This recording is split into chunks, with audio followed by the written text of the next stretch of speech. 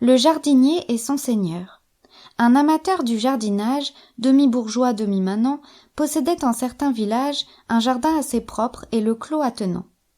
Il avait de plans vifs fermé cette étendue.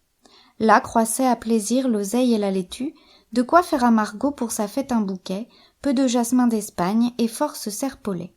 Cette félicité par un lièvre troublé fit qu'au seigneur du bourg notre homme se plaignit. Ce maudit animal vient prendre sa goulée, soir et matin, dit-il, et des pièges se rit.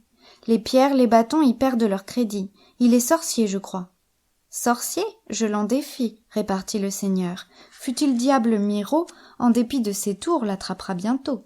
Je vous en défrais, bonhomme, sur ma vie. Et quand? Et dès demain, sans tarder plus longtemps. La partie ainsi faite, il vient avec ses gens. Ça, déjeunons, dit-il. Vos poulets sont-ils tendres? La fille du logis qu'on vous voit approcher. Quand la marierons-nous? Quand aurons-nous des gendres? Bonhomme, c'est ce coup qu'il faut, vous m'entendez, qu'il faut fouiller à l'escarcelle. Disant ces mots, il fait connaissance avec elle, auprès de lui la fait asseoir, prend une main, un bras, lève un coin du mouchoir, toute sottise dont la belle se défend avec grand respect. Tant qu'au père, à la fin, cela devient suspect. Cependant, on fricasse, on se rue en cuisine. De quand sont vos jambons? Ils ont fort bonne mine.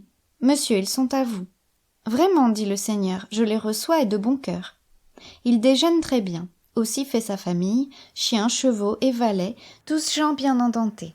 Il commande chez l'hôte, y prend des libertés, boit son vin, caresse sa fille. L'embarras des chasseurs succède au déjeuner. Chacun s'anime et se prépare. Les trompes et les cors font un tel tintamarre que le bonhomme est étonné. Le pis fut que l'on mit en piteux équipage le pauvre potager. Adieu planches, carreaux, adieu chicorées et poireaux. Adieu de quoi mettre au potage. Le lièvre était gîté dessous un maître chou. On le quête, on le lance, il s'enfuit par un trou. Non pas trou, mais trouée, horrible et large plaie que l'on fit à la pauvre haie, par ordre du seigneur.